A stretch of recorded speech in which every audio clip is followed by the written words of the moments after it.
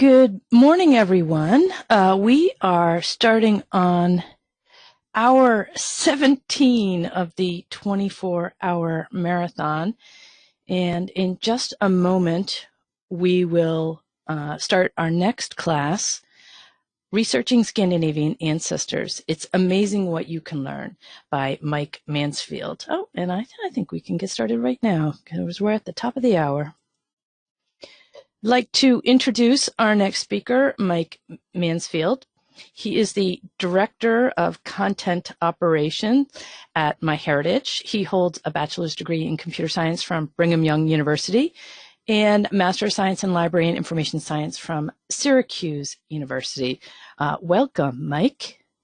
Awesome. Well, it's good to be with you. I really love talking about Scandinavian research.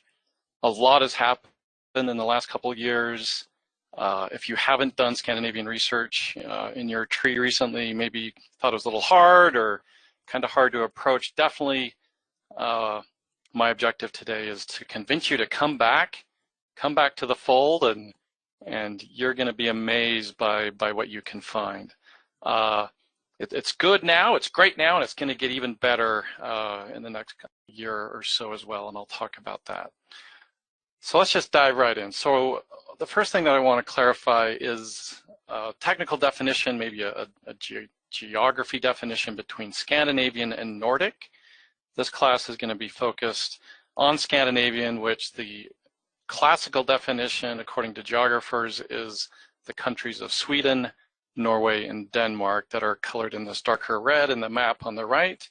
If we were to include Finland and Iceland, then we get Nordic. And we could also talk about Greenland, the Faroe Islands. These are this chain of islands between Scotland and Iceland. And then also way up above Norway there is the Svalbard archipelago. This is a territory controlled by Norway. It's pretty Arctic, mostly just some research stations there.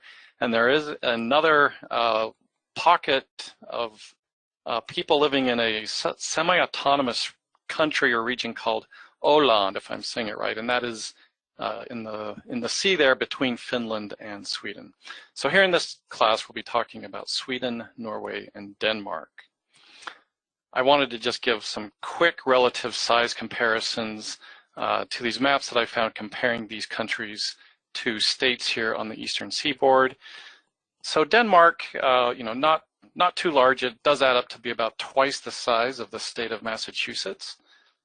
Norway and Sweden, though, as you can see in the middle and on the right, are rather large and very long countries. So as you can see, Norway would stretch from the Florida Panhandle all the way up into Massachusetts. And then Sweden actually has more landmass than, slightly more landmass than the state of California.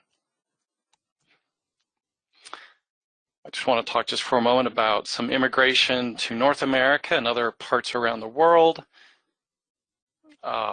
Immigration to the US and Canada from the Nordic countries really kicked up in the last half of the 19th century, so that's the 1860s and forward. This was caused by a number of factors in Norway, social economic pressures, high unemployment.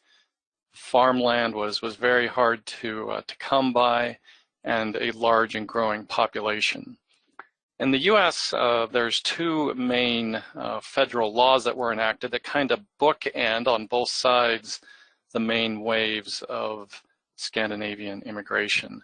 The first one is the Homestead Act of 1862. This act, as you probably have heard or remember from classes, allowed people to come to the United States and to homestead a plot of farmland. And there were requirements about this and how long you had to live on it. But this was a really big attractor for people from Scandinavia. You can see here that the Norwegians immigrated across the upper Midwest and through Canada and the Dakotas. The Danes settled primarily in the agricultural regions of Minnesota, as well as the Midwest. And the Swedes settled across the entire upper Midwest and Canada as well, from Ontario all the way across the prairie provinces to British Columbia. After World War I, a few years after the United States passed this law called the Immigration Act of 1924, and this greatly curtailed the ease by which not only Scandinavians, but many other immigrants could come to the United States. So certainly, though not as numerous as the German or the Irish immigrants, Nordic and Scandinavian immigrants arrived in massive numbers. So it's estimated that 1.2 million Swedes by the start of World War I had immigrated to the United States. When you look at just at the decade of the 1880s, each year of that decade saw more than 1% of the population of Sweden leaving Sweden to relocate to the United States.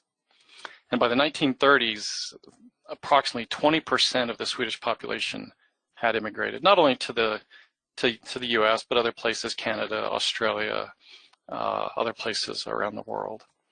About 800,000 Norwegians in approximately that same time frame, a little earlier in some of the cases for some of the Norwegians. One interesting fact about the Norwegian immigration is, with the exception of Ireland, no other country experienced a larger percentage of its people immigrating to the United States. So in that regard, it's second, only behind Ireland. And about 300,000 Danes are estimated to have immigrated in about that century between 1820 and about the end of the First World War.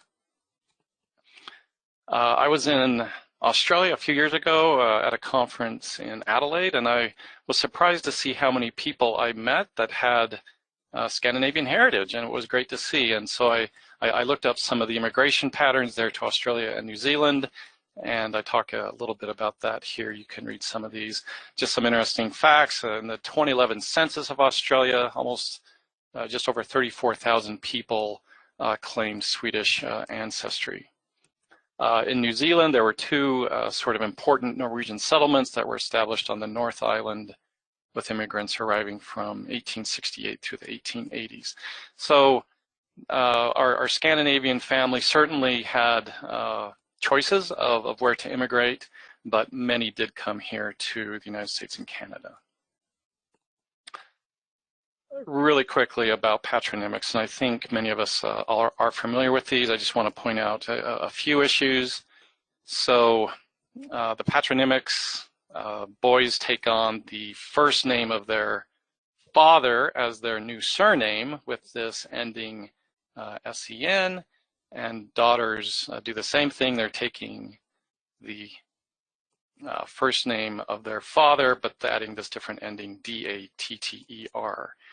Technically, in Denmark, patronymics were abolished in 1826, really early, but it did take a number of decades for patronymics to be discontinued. And generally, and across the Scandinavian countries, we'll see that these laws were enacted, but it took more time than the governments probably hoped for these patronymic practices to end. Norway has a very similar sort of spelling and usage, as you'll see in Denmark, with SEN and DATTER. In 1923 in Norway, it was ordered that each family should have a single hereditary last name. So a little bit later there in Norway, when they mandated that patronymics stop. And Sweden, it's a little bit of differences here where the spelling for the son is SON and the daughters are DOTTER.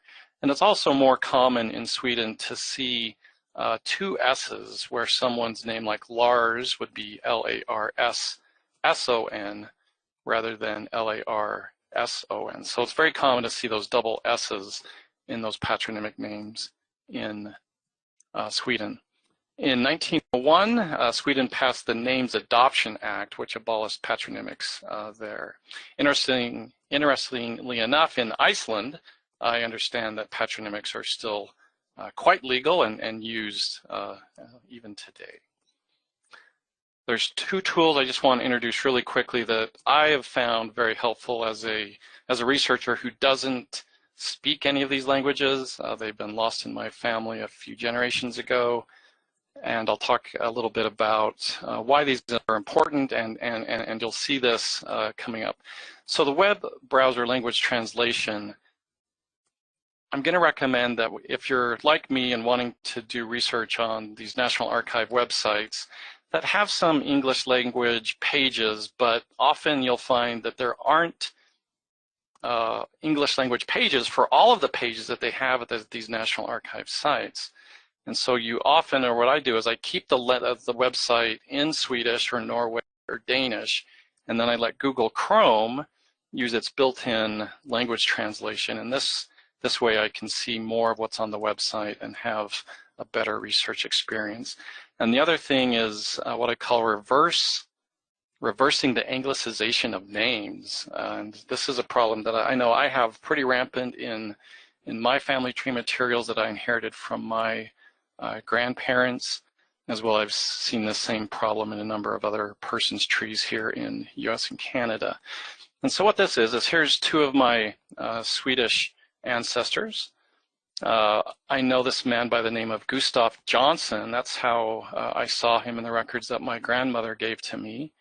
And his wife is this Maria Karen Jansen, with their birth dates and death dates there. So this is how I saw them here after they had immigrated to the United States. So the question is, as I jump back into Sweden and want to find, maybe their birth records, marriage records, this couple was married in Sweden, had children in Sweden before they immigrated. The question is, what was their name actually in Sweden? And so by using that website, like I mentioned, and I'll show an example in just a moment of this website called Nordic Names, one task that we need to consider is how might our ancestors spell their name, or even what was their name in Sweden. So for Gustav Johnson, Johnson's not J-O-H-N, is not a proper Swedish name. It's going to be Jonasson, J-O-N-A-S-S-O-N. The woman here is much more difficult because her name Jansen, it looks like her maiden name, but what is it really? In Sweden, after doing some very clever sleuthing, and I'll show a little bit of this, I determined that this is actually Maria Kajasa Pettersdotter. And the reason why she's taking this last name of Jansen is her father was this Peter Jansen, J-A-N-S-S-O-N.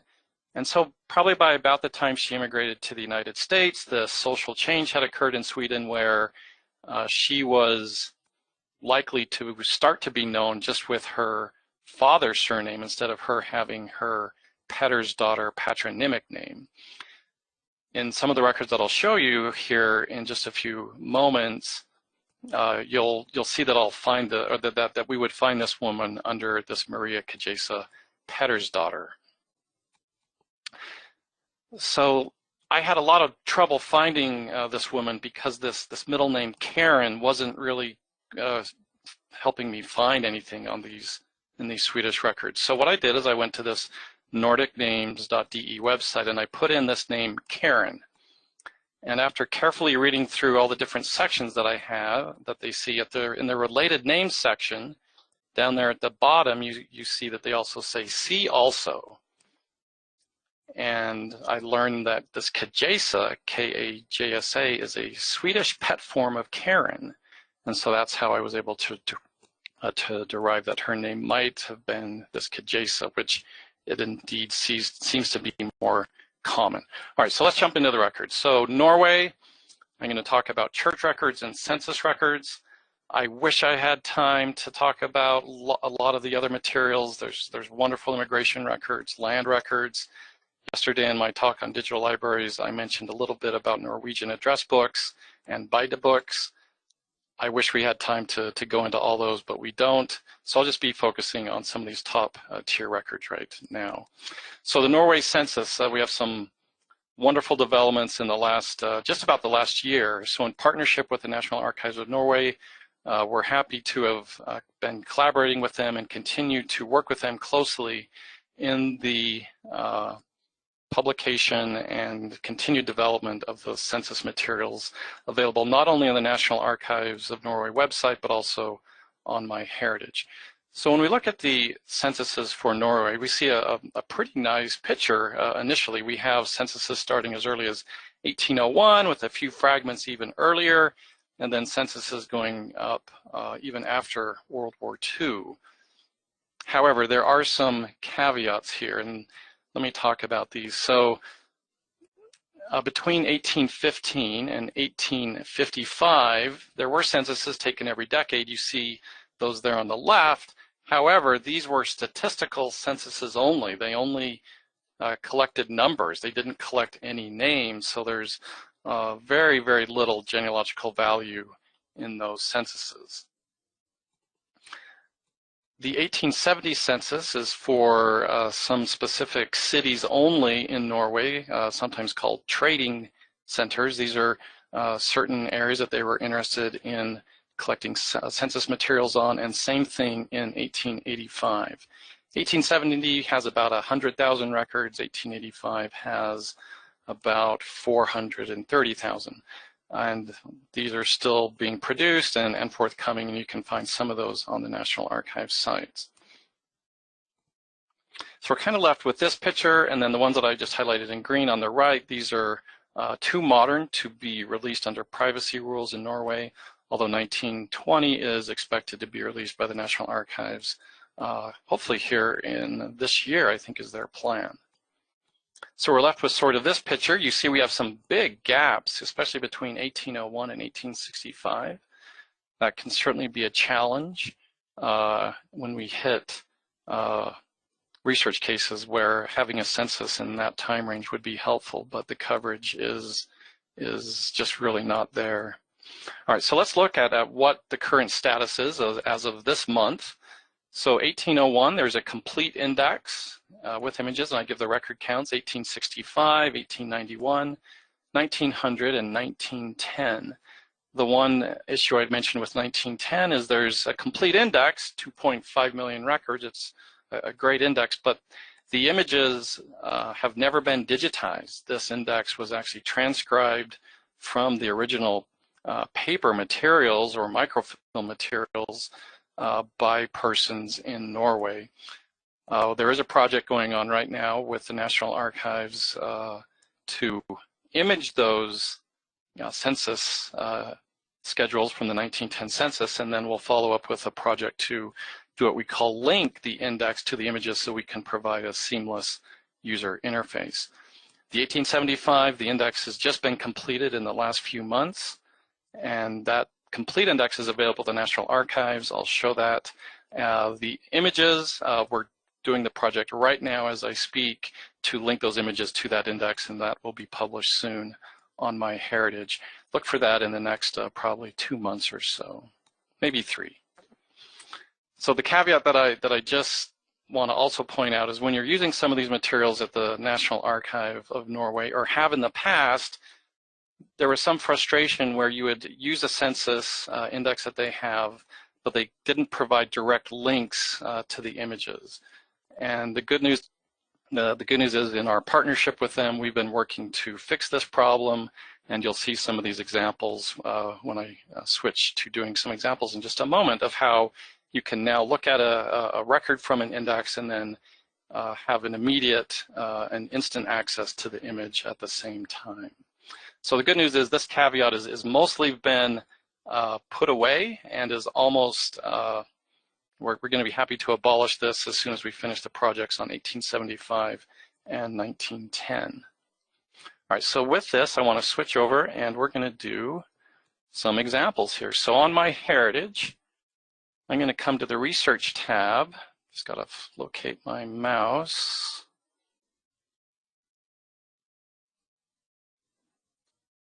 Sorry, there it is. Okay, so the Research tab up here, this is a good way to find these collections. I'm going to scroll down to our map control, click on Europe, and let's go to Norway. Over here on the right, I see a bunch of our Norwegian collections. I'm going to click, let's first look at the 1801 Norway Census. And I'm going to search for a Martnussen Nilsen And he was born in 1787. I mean, that's just incredible that we have censuses for a child. That's another thing I should mention, is unlike in the US, these censuses in Norway are every name, every person was recorded. And this person lives in Troms. This is a region way in the far north of Norway above the Arctic Circle.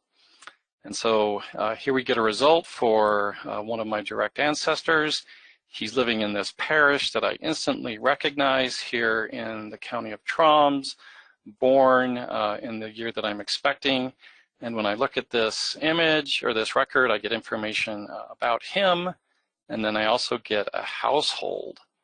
That's just awesome. So we see information about the head and the housewife. Unfortunately, at this time in 1801, they weren't recording how the other members of the household were related, but we can still make some pretty good inferences about who some of these people are. I can zoom into this image. Sorry, I'm having a little bit of a technical problem. I'll just go back here and we'll do it here. I can zoom into the image and see the family. Here it is. So here's Nils Jacobson, and my ancestor, this Martunus Nilsson, is fifth from the bottom. So a great example of the Norway 1801 census. I'm going to just be a little bit redundant here. Let me go back, and we're going to look also at the 1865 Norway census. So let's look at 1865. And in this one, I want to search for another ancestor of mine, Andreas Andresen, S-E-N. And he was born in 1834. And in this case, I want to put this parish name in Troms. And let's see what we get here in 1865. Great, so he's here right at the top. We have Andreas Andresen. Again, this is another parish that I recognize, or place, excuse me, this parish and this lower level place. I recognize these from other parts of my family history research, so it instantly makes sense. And again, we have the same thing where I get the full image as well as a household that you see here. Information about adopted sons, daughters, other siblings in the family. I also do want to illustrate how I can use the National Archives of Norway to search for some of these materials. Let's go to the National Archives of Norway. And the main thing that you need to be aware of with the National Archives is they have their sort of archive site that talks about the materials, and then they have their digital archive. And so whenever you're trying to find materials here at the National Archives, you're often finding these pages that talk about the materials, but you're really looking for this door then to the digital archives. And so here I'm finally into this digital archive collection, and I can go to the 1875 census and I can do a nationwide search. And for example, here, let's look for this same person 10 years later, Andreas Andresen. And in this case, let me translate this page to make sure I'm getting the fields filled in properly. And over here, I'm going to use the geography widget to select Troms. And I'm going to say choose all, and let's put a date of birth of 1834, and we'll hit search. So I get two results. One is from Trondenes, this parish that I recognize. So this is almost certainly him, and I get this really wonderful record. And I'm going to switch back to my deck and talk about this because this is an incredible record. This was the image that I showed you, or this is the image from which the record that I just showed you on the National Archives was derived. Currently, it's very hard to go find this image at the National Archives because the images and the index isn't linked, but we're working to address this and watch for that to come out in the next couple of months, like I mentioned. But let me take you to an extraction of this page and show you a little bit about what's going on here. So here we have an amazing census record, and for me, this one is particularly important because I have 7 direct ancestors in this one family of 10, or this one group of 10, and let me describe how this happens. So here we have a husband and wife, and they have a son, Andreas Martin Andresen, and then we have an older gentleman. This guy was born in 1795, so this is the father of the person on line 1. So this would be the grandfather of the person on line 3. And then down here we have another couple who are lodgers on this at this place, or on this farm most likely. Maybe they're in some sort of employ, or perhaps they're renting some other sort of space here on this farm, and they have a daughter. In my case, it turned out that line 3 and line 10, this Andreas and this Marin, ended up getting married, and they're also my ancestors. So just an incredible multi-generational household. And I wanted to point this out, as we see these a lot in the Norway censuses, where you see these households with grandparents and grandchildren and aunts and uncles living together. It's certainly not rare. So in my pedigree, this is where those 7 people would appear. If I had time, what I would do with you is I would show you how to then go use the church books at the National Archives of Norway website, where I could find, for example, the birth record of this Andreas Martin Andresen, or some of these people. So that's one way to use censuses as sort of an initial index to the church books, because the church books currently aren't widely indexed at the National Archives, but the good news is we're working on indexing those now. So the good news is, in the next couple months, you'll see the 1875 Norway Census, a very important all-person census after 1865 and before 1891.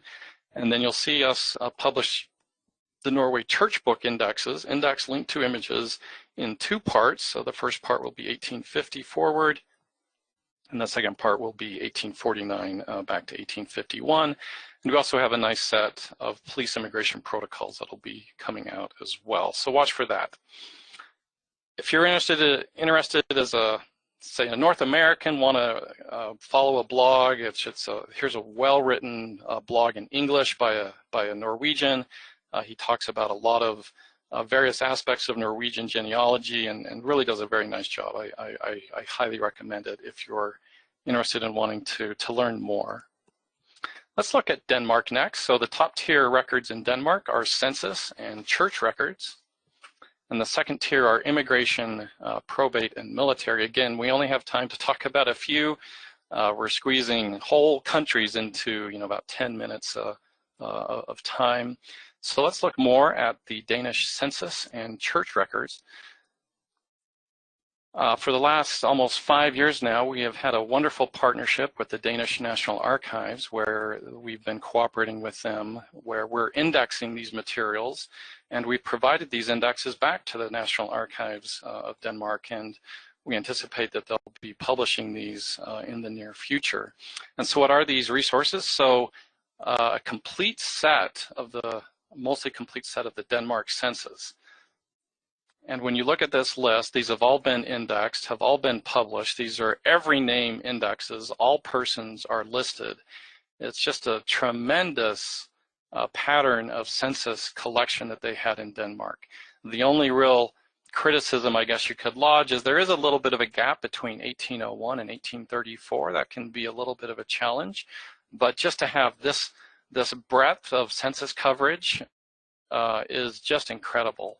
I really can't think of any other country that can rival Denmark in its census materials. It's just amazing.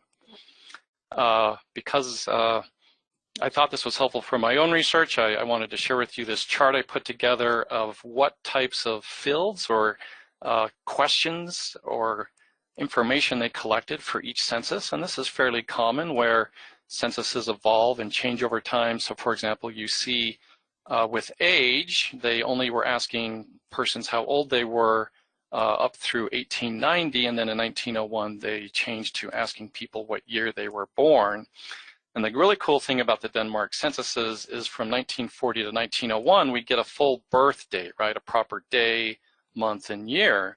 So in a way, it also can serve as sort of a secondary birth index for persons born in Denmark after 1901. Another interesting fact about the Danish censuses, and you'll run into this if you use these materials, is they're organized in a little unique way where they really had three different schedules or techniques that they used, those for the parishes, those for the largest cities such as Copenhagen and Frederiksborg, and then another set for the market cities. The good news is the actual information that they collected is often very similar with some differences. So when you're looking at some of these actual images, for example, here in 1901, here's an example of a schedule for a rural parish. Here's an example of a large city, so a slightly different front page to the schedule, and then finally for a market city. So I just wanted you to be aware that you'll see some slight differences in each census when they started to do this practice for the different types of rural, urban, and sort of in between that they were dealing with. All right, so let's look at some examples. I'm going to come back here to MyHeritage, find my mouse, there it is, and I'm going to come to the Research tab. Just again, like I did before, let's come down here and pick Denmark. And I want to search for, again, I'm using examples from my own family. I'm lucky enough to have ancestors from all of the Scandinavian countries, all three of them. So in this case, let's search for a Wilhelm Poulsen. And because I'm not exactly sure that I'm confident that I've got the spelling of the first name, I'm going to say match similar names. And he was born in 1844. Right, so he's hopefully going to be about 6 years old. And I want to search for also where the father, I already know the father's name is Ottoson, and that will help me greatly disambiguate all the other Wilhelm Poulsens that might have been born in 1844. So here's the record. It's this one right at the top. Again, I recognize these places from my other family history work here in Denmark. I see the father, Paul Ottoson, and his wife, Anna Christina Rasmusdottir. Let's go look at the record. Again, so I see information about the primary person, parents, and we have an image. Whoops, I'm getting some trouble with that view here in the webinar, so let me look at it just here. So yeah, kind of a tough looking image, right? We really worked hard with the National Archives to try to get the very best possible images that we could. Unfortunately, in some cases, we couldn't do better. But here's the family, Paul Ottoson, and my Wilhelm Poulsen is their third, and indeed he is at the age of 6. Let me come back, and I want to also find him really quickly in the 1855 census. So this is just 5 years later. So he should be, what, say 11 years old at this point. And we're going to put in 1844. And now that I have some confidence that I know the place where they're living, this Uzlev, I'm going to put that in as the residence. And here I get another census record 5 years later for Wilhelm. And we can look at this record and find the family. This one's a little bit easier to read. And here they are, Paul Ottoson, right here in the middle. And my person of interest is their third, William Poulsen, age 11, and some other siblings. So really wonderful material. Let me just show you one other example from a Denmark census before we move on. And I just want to give you a feel for some of the evolution in the materials. So as we look at, say, a 1930 record, you can get an idea for what these things entail, just as we see in all countries that collect census materials, they certainly evolve and change over time. This one has all sorts of great information and a really nice way that we were able to put families together. So over 40 million census index records for Denmark are there available on MyHeritage. The last thing I want to do with Denmark before we move on is show you how I would use the Danish church books. And I think I have a few slides about this. So also with the National Archives of Denmark, we've indexed the Danish church records from the earliest ones, start in 1576 and go through 1919. But generally they start around 1645 when all priests were required to keep parish records. And then another important thing to note, in 1814, standardized forms were adopted by the Lutheran ministry and were published in these sort of regular schedules. And so you'll see a difference in the actual original images after 1814 when they have a standardized form. All right, so let's look at this example. So here's the same William Paulson. Again, that's my anglicized name that I have in my tree from my grandparents. And let's see how we can find his siblings. So what I'm really looking for are the brothers and sisters of William Paulson, of this Paul Ottoson and his wife Anna Christina Rasmusdatter. So let's go look at that in the Danish church record. So here in MyHeritage, again, I'm just in the Denmark topic or geographic area, and I'm going to click on Denmark church records, so 48 million records, and I'm going to show you a trick that I really enjoy. So I'm looking for any children that were born in this place called Uslev, Maribor, Denmark, and whose father's last name was Ottoson. Right, so I'm leaving empty the primary subject. So find me anyone born in this place whose father was named Ottoson. In fact, we could even probably put in his first name here. Let's put in Paul. And we'll hit search. And I get a bunch of records. And let's start to look at some of these. So here we have parents, Paul Ottoson and his wife Anna Christina Rasmusdatter. That looks great. This is Karen. Here's a Caroline. Another reason why I like to do this is these patronymics, especially for the girls or women, are often abbreviated in many different ways. D period, DT period, DTR, all sorts of different ways. And I don't want to have to worry sometimes about looking for all of those. So this is a way to kind of quickly look for all the children of a certain person. And so here I'm getting this big list, and I can start to rebuild the family here. And here's my subject person, Wilhelm.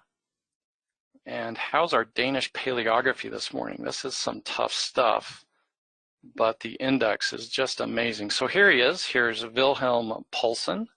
And right here in the middle, if you're with me, you can see Paul Ottoson and his wife, Anna Christina Rasmusdatter. I mean, the index is spot on from a really, really difficult record. The other thing that I find interesting here is we continue to look down this list, we see Paul Ottoson and another wife. Another woman is listed here. And so this is some evidence that perhaps, or almost certainly, he was married before he married this Anna Christina Rasmusdatter. Great. Now let's jump into Sweden. And Sweden's, wow. If you have Swedish ancestors, buckle up, because this is some of my most favorite records that I've ever had the chance to work with are here in Sweden. So the top tier are church records and the Sweden household examination books, kind of a unique type here in Sweden. And you're probably saying, is this guy crazy? He put census in the second tier. And you'll see why. And part of it is because these household examination books are so much more awesome. They're awesomer than census, that the censuses that do exist for Sweden are, in my opinion, somewhat outshadowed by these household examination books. They're just amazing. So some recent news, it's been about 2 years since the announcement on the right, which is that SFAR, or the National Archives digital website service, since February 2018 has been free. So if you've tried to do Swedish research in the past, you may have hit some paywalls there. As far to their infinite credit, they've decided to make that service entirely free, and so there's just a huge collection of content there that's now available without charge.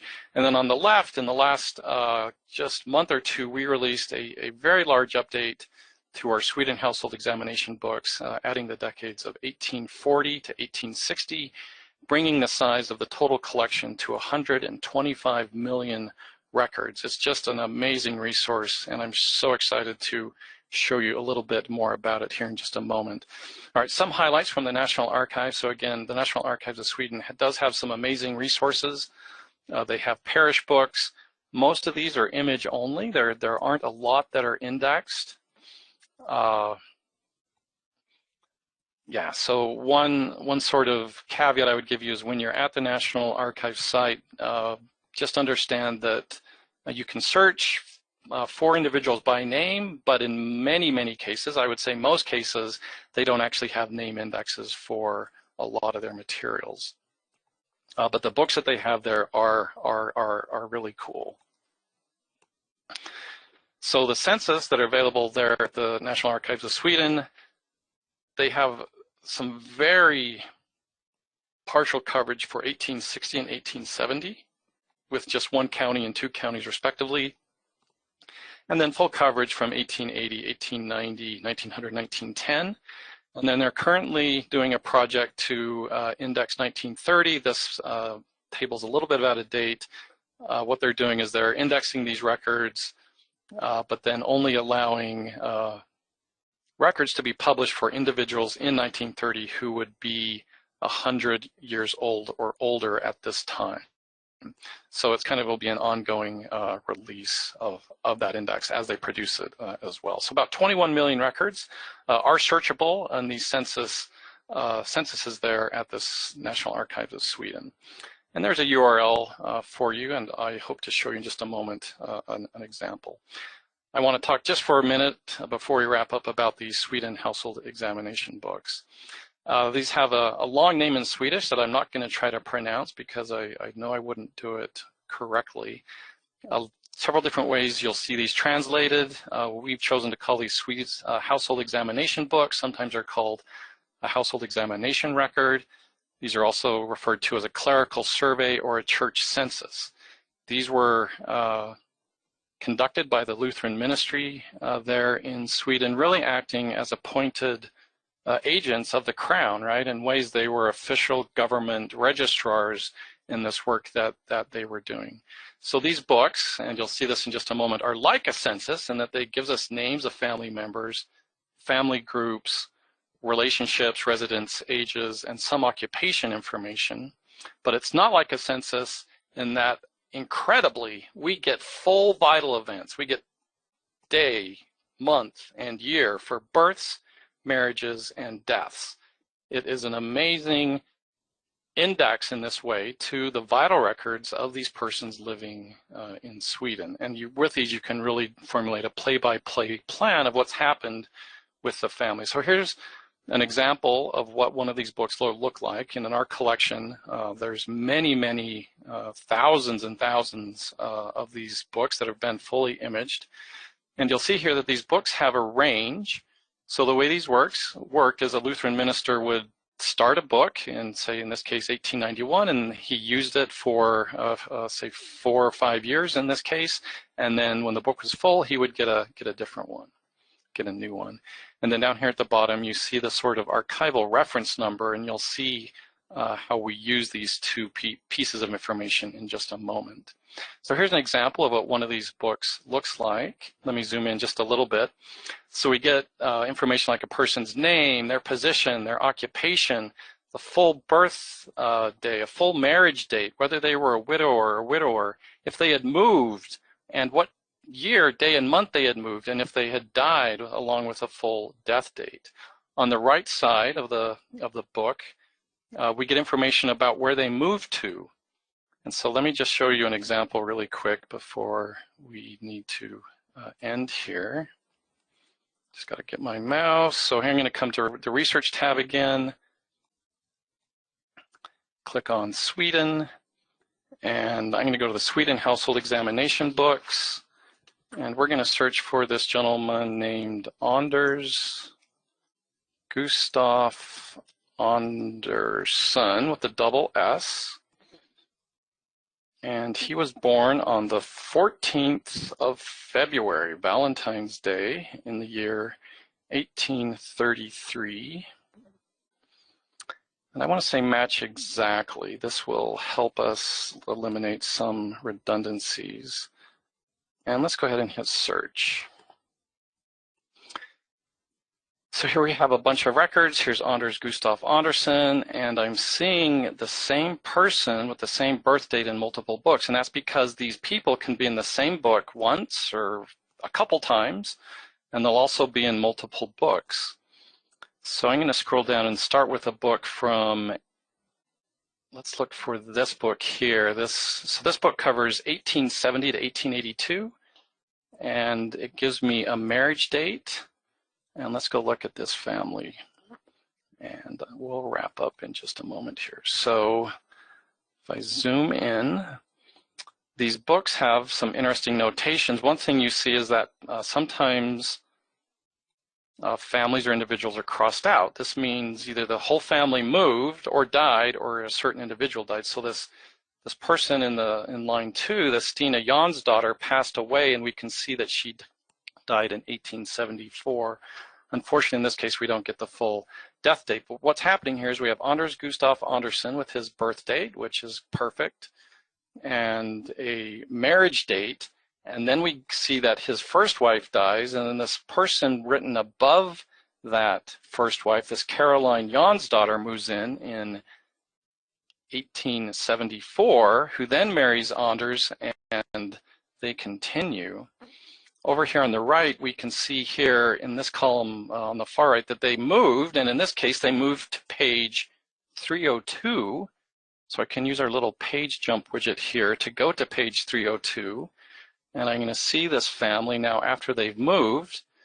And here we have Anders Gustav Andersson and his second wife, who has now also passed away, and he's married a third woman. And just one fact that I like to point out here is if you look at this son, Johann Fritz, near the bottom here, we see that he was born on August 30th, 1878, and that second wife passed away on September 4th, 1878. So likely, some sort of issue related to childbirth. Those are the Sweden Household Examination books. If we had more time or a longer session, what I would show you that I do with these books is I use these amazing full date events that we have to go find the actual parish record at the National Archives of Sweden. It really works well. This is a wonderful index in that regard. And with that, we are going to wrap up and say thank you. Researching in Scandinavia has never been better, and it's only going to continue to improve. Thank you, Mike. That was wonderful. Catherine says, this is just wonderful, and that is not just the coffee talking. Thank you for explaining and demonstrating these records so well. So I think she demonstrates the sentiment of everyone here. I'm going to pull it back to my screen. We do have a couple questions, but I think maybe we'll have time for one. A quick note that the webinar recording will be up online for free for 7 days. It will take us a little while to process these, so don't expect them up tomorrow. If you get a webinar membership, you will have access to all of these webinars, including the over 1,100 webinars in the Legacy Library. So you'll definitely want to take advantage of that. All right, we have to give away a door prize, and I got to make sure we do that real quick. So we're going to give away a 1-year MyHeritage Complete plan. With that, you'll be able to access all these records that Mike just showed you, which is just phenomenal. I'm jealous that I don't have Scandinavian Ancestors. And the winner for that is Rowana Pyle. So Rowana, congratulations. You have won yourself a 1-year MyHeritage Complete plan. And all right, I have one interesting question here. Well, they're all interesting, but I have one that you can answer quickly. Linda says, I see that Mike Mansfield uses the patronymic name as the surname as opposed to the far name. Could he explain briefly why he does that? Yeah, so the farm names did start to be used in the 1800s. In my own family, in the examples that I show, these particular persons, at least in the very far north of Norway in Tromsø, we're not using farm names.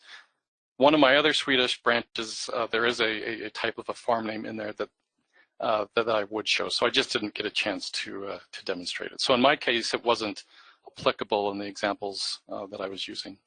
Okay. All right, that's going to wrap it up for Mike Mansfield and Researching Scandinavian Answers. Thank you so much for being here twice during this 24-hour marathon, Mike. Appreciate it. My pleasure. All right, now we are going to get started with our next speaker, Marie Capard.